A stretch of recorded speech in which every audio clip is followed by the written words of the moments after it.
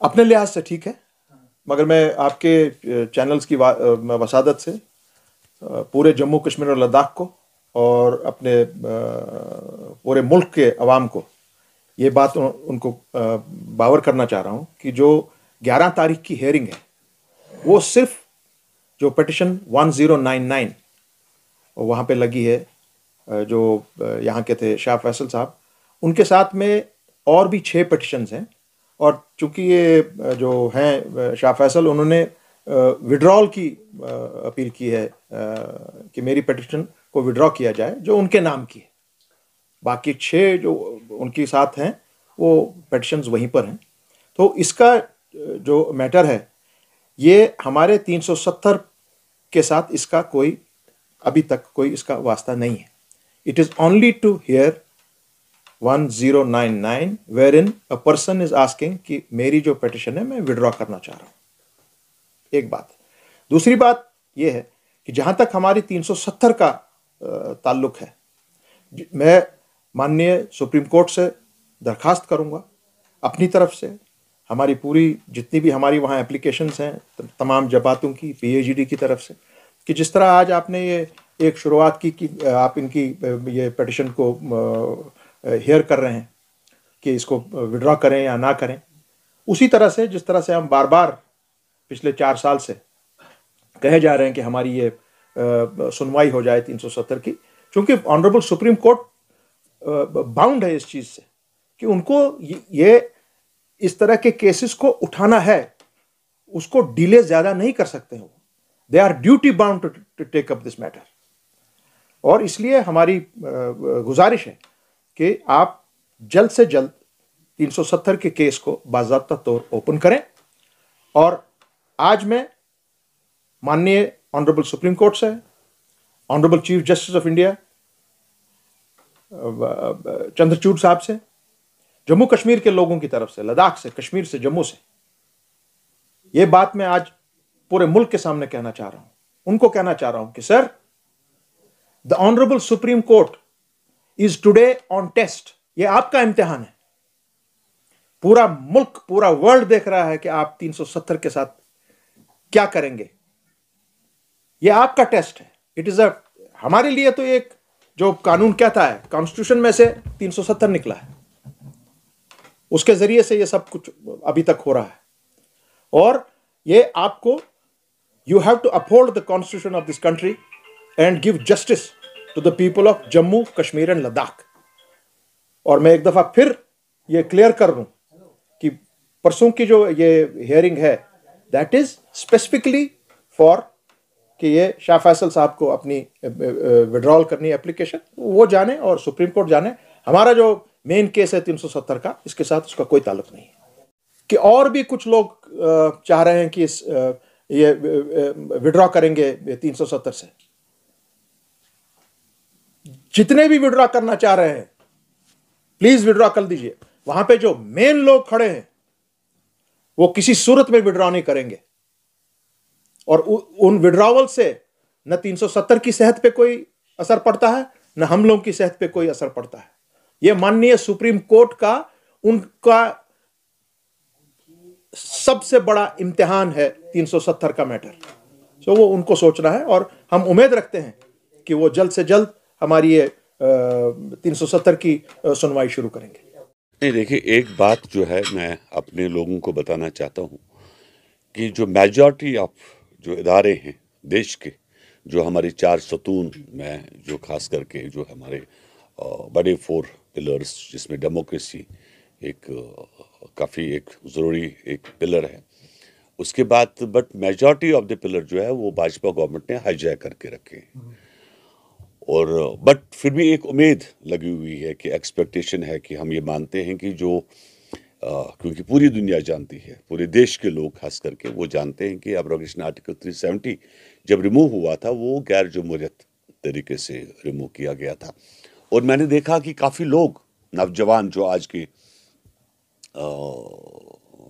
Market में आए हुए हैं और जो किसी न किसी जिनकी कुछ न कुछ पीछे से एलिगेशन लगी हुई है और अपने आप को बचाने के लिए वो भाजपा में चले जाते हैं। बिकॉज अभी जो महाराष्ट्र वालों ने कहा भाजपा एक वॉशिंग मशीन है, तो ये सोच कर कि वॉशिंग मशीन में धुल जाएंगे, और उनको ये पता भी नहीं कि हम क्या बोल रहे हैं। उनको सोचना चाहिए कि वो अपने जो उनके दादा परदादा है वो पहले वहाँ पर जाके हिस्ट्री को जाने और उसके बाद वो किसी पॉलिटिकल पार्टी में आकर बयान दे। बड़ा बुरा लगता है, दुख लगता है जब मैं देखता हूँ यहीं के नौजवान जो है खास करके वो आर्टिकल 370 के खिलाफ बोलते हैं, और किसी न किसी पार्टी में जाके खास करके भाजपा ने इसका फ़ायदा उठाया, हमारे लोगों को डिवाइड करने की कोशिश की, हमारे लोगों को यूज़ किया, इस्तेमाल किया हमारे खिलाफ।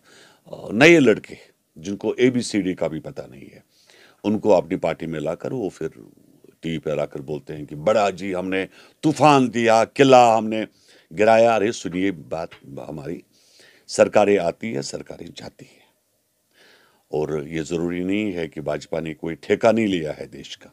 और अभी कितने महीने ही बचे, 236-25 दिन बचे हैं सरकार के, और कल को भाजपा सरकार नहीं रहेगी, यही आर्टिकल 370 हम लोग वापस लाएंगे इसी पार्लियामेंट के थ्रू।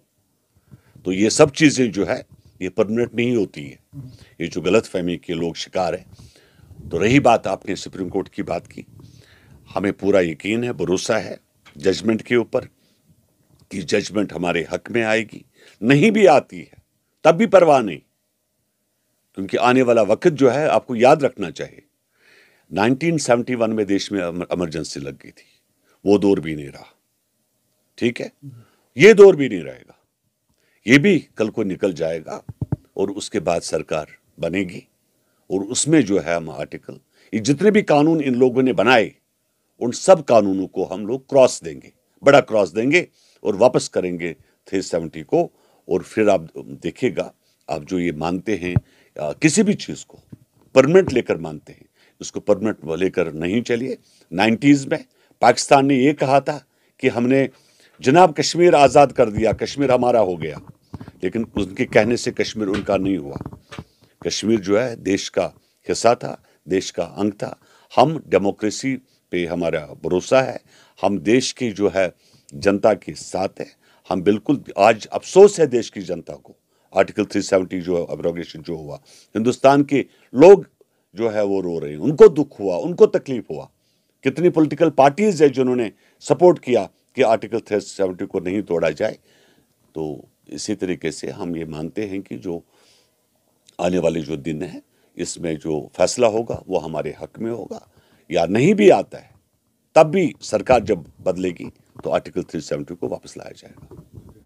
देखिए, मैं बड़ा मशकूर हूँ अपनी पार्टी प्रेसिडेंट का, मोहतरमा महबूबा मुफ्ती साहिबा का, कि उन्होंने ये अपॉर्चुनिटी देखी कि chief justice of India Jammu Kashmir आए थे, और उन्होंने एक request chief justice of India से ट्वीट के ज़रिए किया था कि 4 सालों से ये हेयरिंग जो है सुप्रीम कोर्ट में पेंडिंग है और इस पर कोई सुनवाई नहीं हो रही है। और ये खुश आइंद कदम है कि चीफ जस्टिस ऑफ इंडिया ने इस बात को सुन लिया और इसकी हेयरिंग अब 11th को उन्होंने रख दी है। इज़ अ वेलकम स्टेप, और मैं फिर एक बार अपनी पार्टी प्रेसिडेंट साहिबा का शुक्रिया अदा करता हूँ कि राइट टाइम पर उन्होंने ये ट्वीट करके ये एहसास दिलाया हमारे ऑनरेबल कोर्ट को कि justice delayed is justice denied. It was high time कि इसकी हेयरिंग होनी चाहिए थी।